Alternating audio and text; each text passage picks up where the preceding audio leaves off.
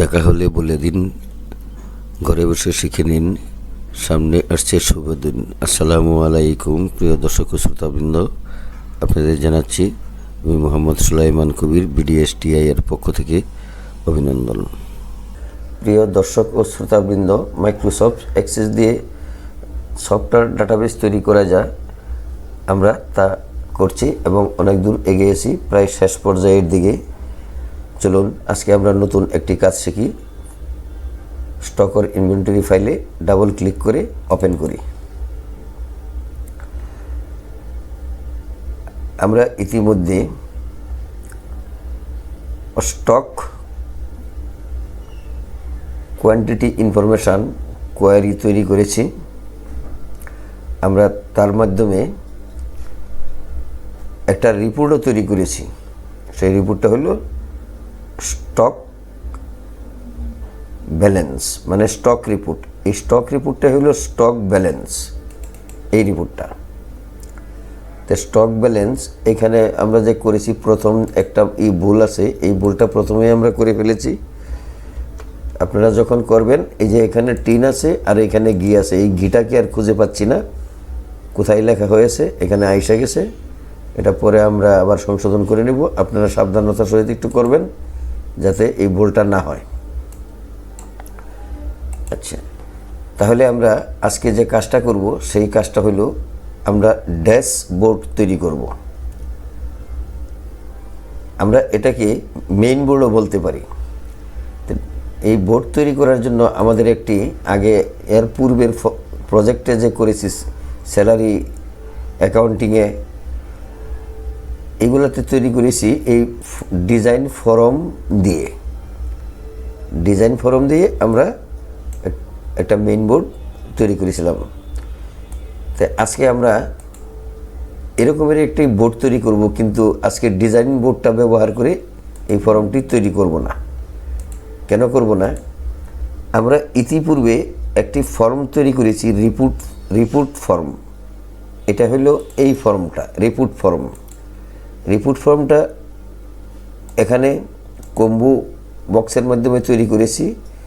আর এখানে ক্লিক করলে, যেমন এখানে ক্লিক করে এই সিঙ্গেল রিপোর্ট আমরা ক্লিক করব। ক্লিক করলে এখানে একটা অপশন আসবে, এন্টার প্যারামিটার ভ্যালু। এই প্যারামিটার ভ্যালু অর্থাৎ এখানে আমরা ডেটটা ইউজ করব।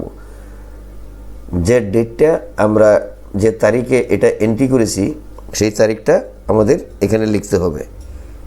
যদি একটা তারিখ হয় বা একটি সিঙ্গেল কাস্টমার এই ফর্মটা বাইর করতে হয়, তাহলে ওই তারিখটা দুইবার লিখতে হবে, একটা স্টার্ট ডেট আর এই তারিখটাই এন্ড ডেট। এটা আমরা আগে শিখিয়েছি, আবার মনে করিয়ে দিলাম।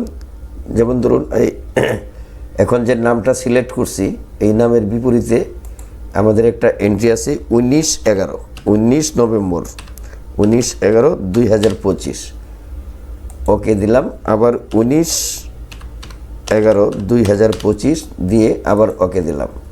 তাহলে ওই তারিখের এই কাস্টমারের নাম, সে এখানে তার কাছে কি আমরা সেলস করেছি তা এখানে এসে গেছে। আচ্ছা, এখন এই রিপোর্টগুলা আমরা এই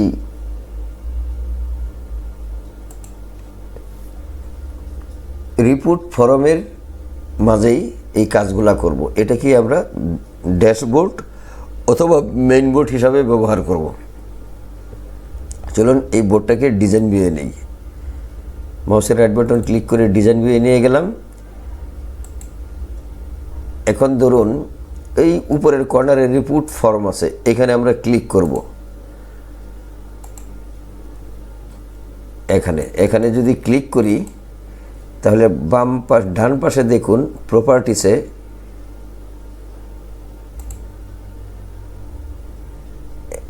এখানে এসে এই ফর্মটা সিলেক্ট করি, অথবা এই কর্নারে দিলেও হবে।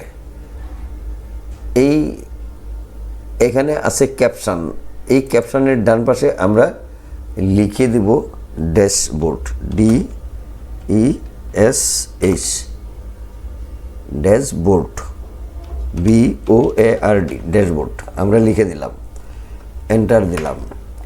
এখন আমরা এটাকে ভিউ দেখি। এখন ভিউয়ে দেখা যাচ্ছে ড্যাশবোর্ড। তো আবার ডিজাইনে থাকলে দেখা যাবে রিপোর্ট ফর্ম। আমার ড্যাশবোর্ড বানানটা ভুল হয়েছে, এখানে কোথায় দেখি SH, এখানে ওয়াই পড়ে গেছে একটা। আচ্ছা, আমরা ড্যাশবোর্ড এটার নাম দিলাম। এখন রিভিউটা দেখি, এই দেখা যায় ড্যাশবোর্ড। এখন এইখানে আমরা এই রিপোর্টগুলা এবং ফর্মগুলা আগে তৈরি করব। তাহলে আজকে আমরা ফর্মটা একটু ডিজাইন করব। এই কাস্টমার নেমের এটা একটু সরিয়ে এই দিকে নিয়ে আসি, উপরের দিকে। আর আমরা এখন এই কমান্ড বাটন, অর্থাৎ এখানে আছে বাটন, অন্যান্য সফটওয়্যারে কমান্ড বাটন লেখা থাকে, কমান্ড। আমরা এই বাটনে ক্লিক করব, ক্লিক করে ড্র্যাগ করব। ড্র্যাগ করে আমরা এখানে ফর্ম ওপেন করব। তাহলে আমরা প্রথম ফর্ম কি তৈরি করেছিলাম? Customer entry form. Customer entry আমরা প্রথম ফর্ম তৈরি করেছিলাম, কাস্টমার এন্ট্রি। তাহলে আমরা এই কমান্ড বাটনটা ড্র্যাগ করার সাথে সাথেই কমান্ড বাটন উইজার্ড নামে একটা ডায়ালগস বক্স আসছে ডিসপ্লেতে। আমরা এখানে বাম পাশে ক্যাটাগরিতে ফর্ম অপারেশনে সিলেক্ট করব। সিলেক্ট করার পর ডান পাশে অ্যাকশানে ওপেন ফর্মে সিলেক্ট করব। নেক্সট বাটনে ক্লিক করব। ক্লিক করার পর একটা তালিকা আসবে, মানে অনেকগুলো টেবিল আছে। কোন টেবিলটাতে আমরা ওপেন করতে চাচ্ছি, কোন ফর্মটা ওপেন করতে চাচ্ছি? এই ফর্মটা হলো ইনভয়েস ফর্মের কাস্টমার এন্ট্রি ফর্ম। এখানে দেখুন কাস্টমার এন্ট্রি ফর্ম প্রথমেই পাওয়া গেছে। এটাকে আমরা সিলেক্ট করব। সিলেক্ট করার পর নেক্সট দিব, আবার নেক্সট দিব। নেক্সট দেওয়ার পর আপনি আইকনটা কিভাবে দেখতে চান, আইকন দিয়ে আপনারা অনেকগুলো আইকন থাকবে, অথবা অনেক আইকনের মধ্যে কোনটা কাস্টমার এন্ট্রি এটা তো খুঁজে পাবেন না। এই জন্য আমরা নামটাই সিলেক্ট করে দেব। এটা লিখে দেব কাস্টমার এন্ট্রি।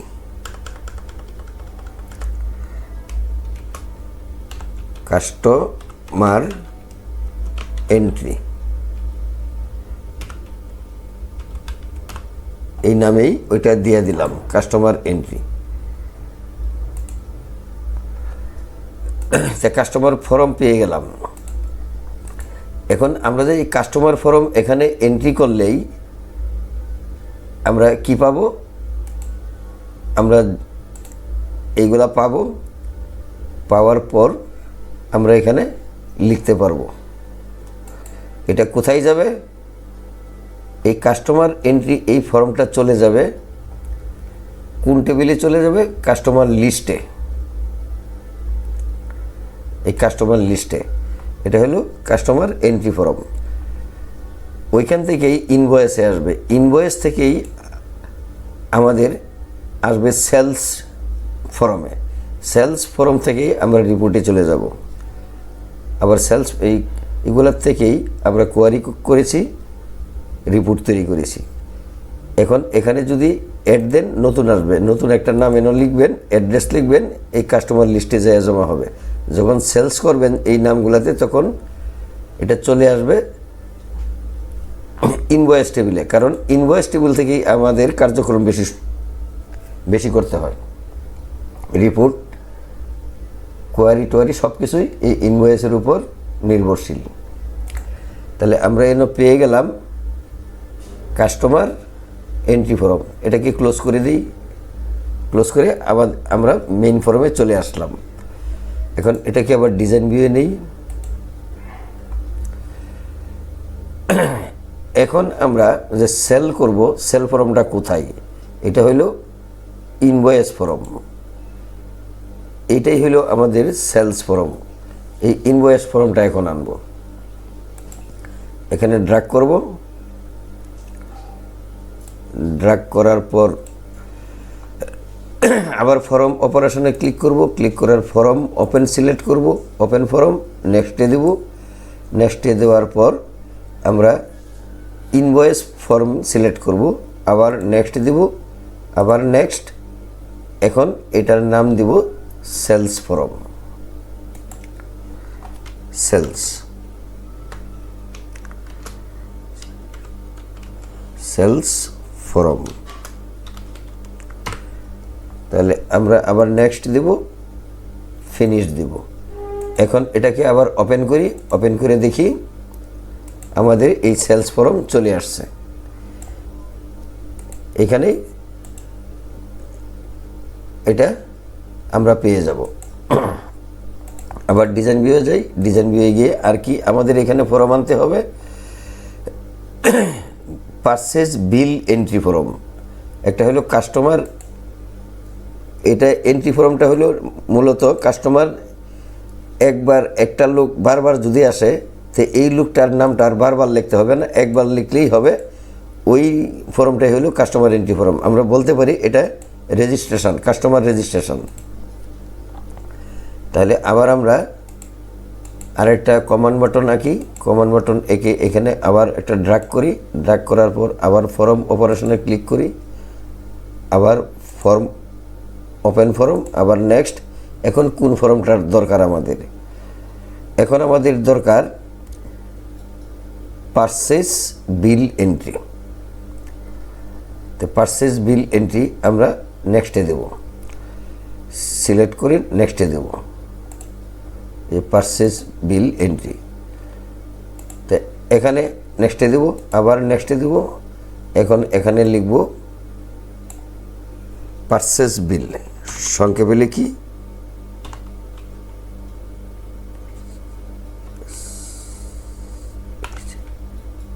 পারচেজ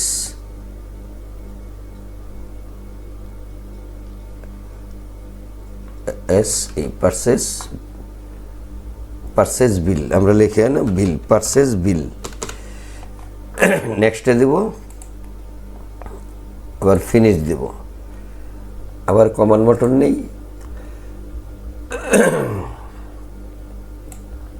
এখন আবার ফর্ম অপারেশনে যাই, ওপেন ফর্মে যাই, নেক্সটে যাই। এখন আমাদের কি আর কি ফর্ম আছে এখানে? Report form. তাহলে আমাদের রিপোর্ট ফর্মের এখানে দরকার নেই, তাহলে আমরা ফর্ম আর তৈরি করব না, এটা আমরা ডিলিট করে দিলাম। তাহলে ফর্ম এটা কয়টা পাইলাম? দুইটা, সেলস ফর্ম, কাস্টমার এন্ট্রি বিল আর পারচেজ বিল। এখন এই ফর্মটি সিলেক্ট করি, সিলেক্ট করার পর সিলেকশনের উপরে মাউসের রাইট বাটন ক্লিক করি, ক্লিক করার পর লেআউটে যাই, লেআউটে গিয়ে স্ট্যাকড সিলেক্ট করি। এখন এই সব ফর্মের সবগুলা মানে সাইজ এক সাইজ হয়ে গেছে।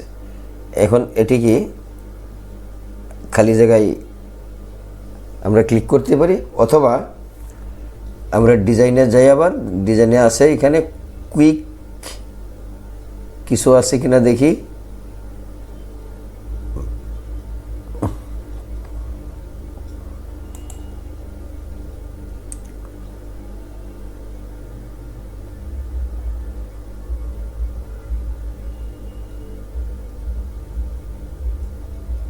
আনবাউন্ড টেক্সট, আচ্ছা আমরা এখানে কুইক ডিজাইন পাচ্ছি না, তো দেখি কুইক ডিজাইনটা কোথায় আছে। রেঞ্জে দেখি, নাই।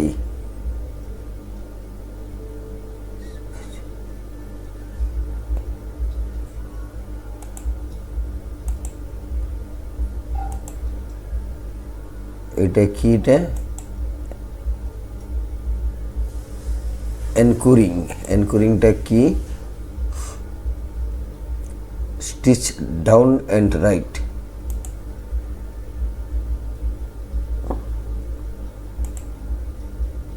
নেরু, মিডিয়াম,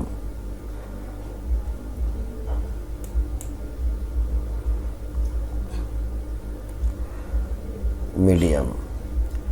আর যদি নেরুতে যাই,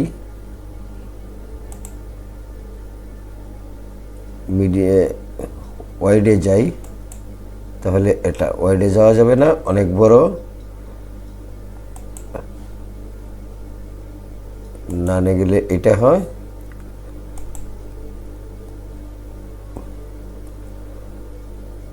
নেরুতে গেলে এটা হয়। আমরা নেরুতে একটু দেয়া দেখি। আর স্পেস সাইজটা কি হয়, গ্রিড সাইজ টপ ফিট আমরা এখানে কি এটা দিলাম না,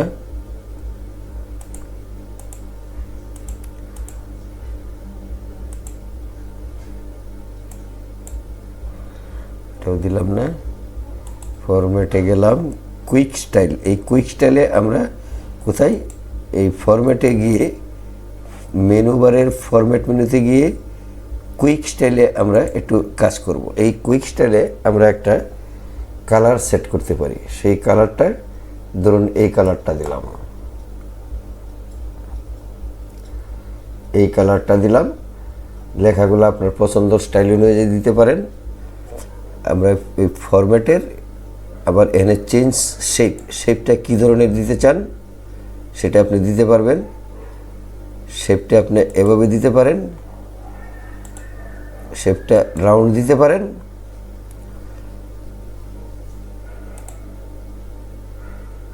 শেপটা এই ধরনের দিতে পারেন, শেপ স্কোয়ার দিতে পারেন। আমরা শেপ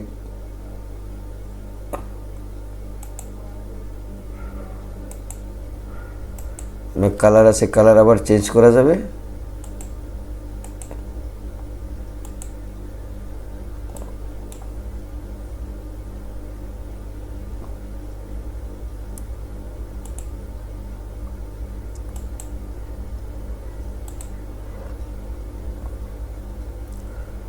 এই ধরনের শেপ দিতে পারি, অথবা আমরা শেপ রাউন্ডও দিতে পারি। রাউন্ড দিলে আরও সুন্দর দেখা যায়। তাহলে শেপটা এটা দিলাম, আর এটাকে একটু উপরে উঠিয়ে দিই, বাম পাশে নেই। এখন আমরা কন্ট্রোল এস দিয়ে সেভ করি। সেভ করার পর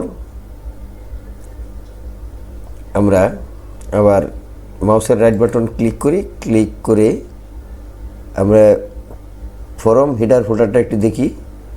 ফরম হিডার ফুটার এরকমের আসছে।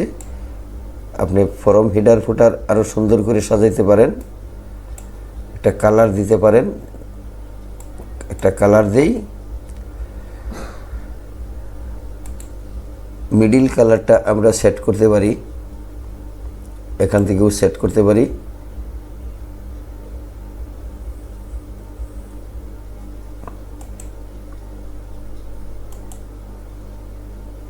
রো কালার না, আমরা ব্যাকগ্রাউন্ড কালার দেব। ব্যাকগ্রাউন্ড কালারটা দেই,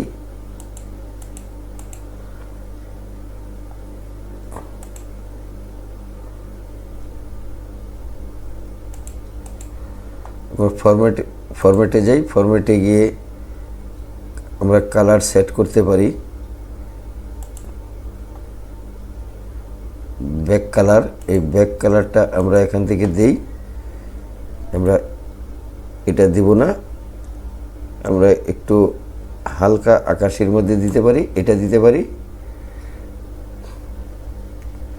অথবা অন্য কালার দিতে পারি।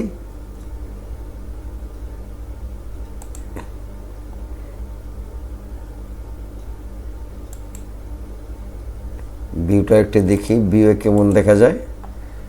একেবারে খারাপ দেখা যায় না। আর হিডার ফুডার আমরা সাদা রাখতে পারি।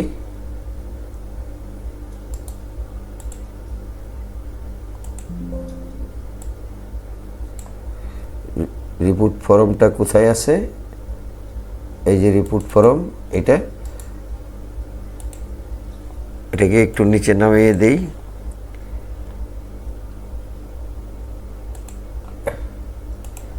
এখন এরকমের দেখা যায়। আপনারা এটা সিলেক্ট করতে পারেন।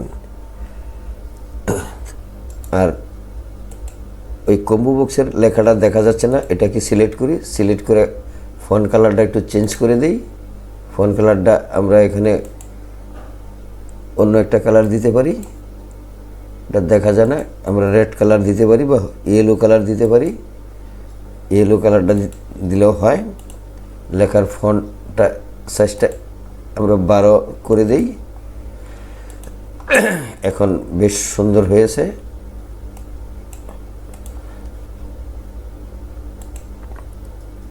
আজকের মতো তাহলে এখানেই শেষ করছি। যারা চ্যানেলে নতুন আছেন তাদের কাছে আবেদন জানাচ্ছি, চ্যানেলটি সাবস্ক্রাইব করে বেল বাটনটি ওপেন করে দিন এবং একটি লাইক দিয়ে সাথে থাকুন। পরবর্তী ভিডিওটি খুব তাড়াতাড়ি পেয়ে যাবেন। সকলকে ধন্যবাদ। ভালো থাকুন, সুস্থ থাকুন। আসসালামু আলাইকুম।